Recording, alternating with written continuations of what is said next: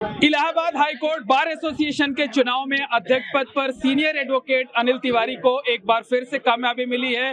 वो एक बार फिर से अध्यक्ष चुने गए हैं। अध्यक्ष चुने जाने के बाद जगह जगह उनका स्वागत किया जा रहा है, ढोल नगाड़े बजाए जा रहे हैं, शहनाई बजाई जा रही है। जो समर्थक हैं खासे उत्साहित हैं और उन्हें फूल मालाओं से लाद दिया है। हमारे साथ अनिल तिवारी जी हैं। सर, सबसे पहले तो आपको बहुत बधाई और शुभकामनाएं। थैंक यू, धन्यवाद।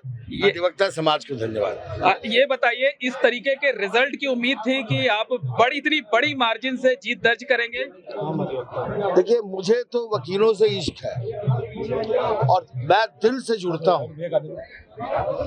वकीलों ने इस जबरदस्त समर्थन मुझे दिया है, इसकी मुझे मतलब उम्मीद शब्द बहुत छोटा है। मैं तो ये कहूँगा कि अगर मैं अपना प्राण भी इनको दे दूं तो कम है।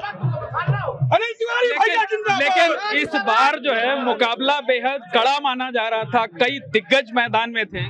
इस बार ये इलेक्शन नहीं था, ये सिस्टम और आम अधिवक्ता की लड़ाई थी। अनिल तिवारी अकेले इलेक्शन नहीं लड़े हैं, आम अधिवक्ता अनिल तिवारी बन के ये चुनाव लड़ा है। इसीलिए हम लोगों ने सारे समीकरण तोड़ के विजय हासिल की है। अच्छा, वो कौन सा फैक्टर था जो इस चुनाव में काम आया और आपको इतनी बड़ी जीत मिली? एक दुर्भाग्य ये है कि वकीलों के जो नेता हैं वो एक्सेसिबल नहीं है वकीलों से, उनको तक पहुंचने के लिए जुगाड़ चाहिए। अनिल तिवारी एक ऐसा व्यक्ति है जो आम जनता के बीच में है और उसके पास आने के लिए किसी जुगाड़ की जरूरत नहीं, डायरेक्ट आ सकता है। मैं वकीलों से इस लेवल पे जुड़ा हूं कि मैं उन्हें नाम से बुलाता हूं। इलाहाबाद में 1,10,000 20,000 वकील खड़े हों, मैं 10,000 वकीलों को उनको नाम से बुला सकता हूं लाखों की भीड़ में। और ये शायद इस वजह से है कि मैं वकीलों को वोट बैंक नहीं मानता, मैं उन्हें अपना प्राण अपनी आत्मा देने को तैयार हूँ। मेरा पूरा जीवन अधिवक्ता के लिए। ये बताइए कि अब तो आप निर्वाचित हो गए हैं, प्राथमिकताएं क्या होंगी आपके? मेरी पहली प्राथमिकता तो यहाँ के वकीलों की जो तत्कालिक समस्याएं हैं, जैसे अदालतों के अंदर और अदालत के बाहर, सबसे बड़ी समस्या वकीलों के सम्मान की है। हमको भैया एक मिनट बोलिए भैया। हमको वकीलों के सम्मान के बीच में कोई भी आएगा तो उसे पहले अनिल तिवारी से लड़ना पड़ेगा। दूसरा, मैं आपको बताऊं, मेरा उद्देश्य यहाँ अध्यक्ष बनना नहीं है। मेरा उद्देश्य विधायिका में पहुंचकर वकीलों के लिए वेलफेयर लॉ बनाने का है, जिससे वकीलों को जो कुचलने की ये प्रयास होता है ना, ये बंद हो जाए। इसलिए मैं इस चुनाव के माध्यम से मैं उन लोगों को आवाज दे रहा हूं, उन लोगों को चेतावनी दे रहा हूं कि जो वकीलों के प्रोटेक्शन के लिए स्टेप्स उठाए जाने हैं उनको उठाने की तैयारी शुरू कर दें, क्योंकि अब उनके सामने एक आदमी ऐसा खड़ा है जो उन्हें कानून की भाषा में उनसे बात कर सकता है। अच्छा, आप एक बार पहले भी करीब 7-8 साल पहले अध्यक्ष रहे जो है, ठीक है ना, तमाम काम आपने किए होंगे। कौन से ऐसे काम थे जो पिछली बार अधूरे रह गए थे और इस बार वो प्रायोरिटी पर होंगे?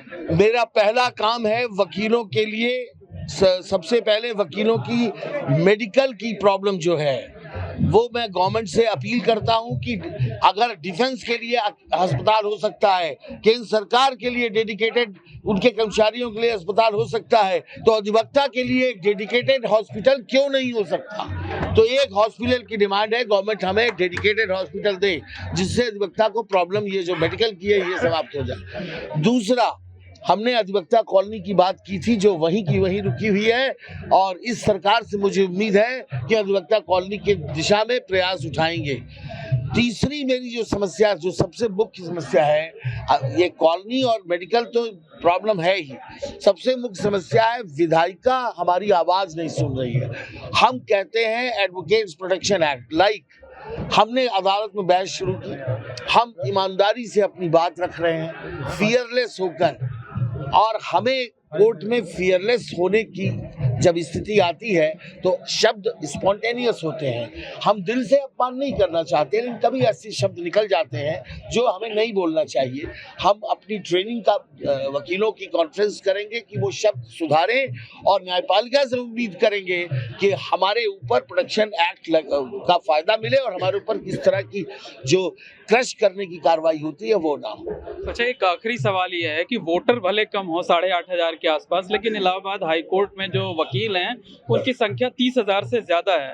अब आप अध्यक्ष निर्वाचित हो गए हैं, अपने वकील साथियों को क्या संदेश दे रहे हैं? मैं उनसे ये कह रहा हूं कि ये सारे मसले पॉलिसी डिसीजन है, ये हम बैठ के ले सकते हैं। व्यक्तिगत फैसला मेरा अपना कोई मतलब नहीं है। अगर आप मेरी अपनी ओपिनियन पूछेंगे तो मैं ये ओपिनियन का दायित्व तो अपने अधिवक्ता समाज को दे रहा हूं। उस समाज से मैं उम्मीद करता हूं कि पूरे साल मेरे साथ रहेंगे और मुझे गाइड करते रहेंगे कि ऐसी पॉलिसी बने जिसमें ज्यादा से ज्यादा वकीलों का पार्टिसिपेशन हो। लेकिन काला कोट पहना हर आदमी वकील नहीं है, ये मैं दावे के साथ कह सकता हूं, कह रहा हूं, दमदारी से कह रहा हूं आपसे कि आप सड़क पे किसी काले कोट पहने हुए आदमी को ये मत सोचिए कि वकील है। हो सकता है उसने वकील का चोगा पहन रखा हो और अब पानी थाम हो गए, ऐसा हो सकता है, क्योंकि वकील बनने के लिए कोई उनका पेपर नहीं चेक कर रहा है। बैंड लगाया, काला कोट पहने और कहीं जाके बदमाशी कर रहे हैं तो वो वकील नहीं। आप पहली बात ध्यान करिएगा, मीडिया के समर्थन की जरूरत है मुझे,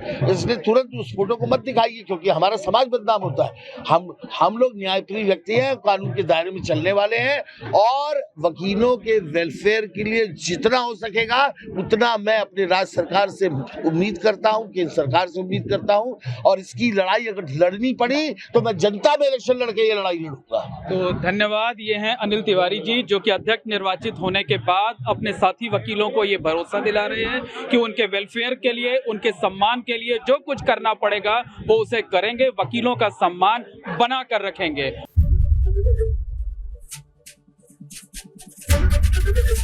एबीपी गंगा, खबर आपकी, जुबान आपकी।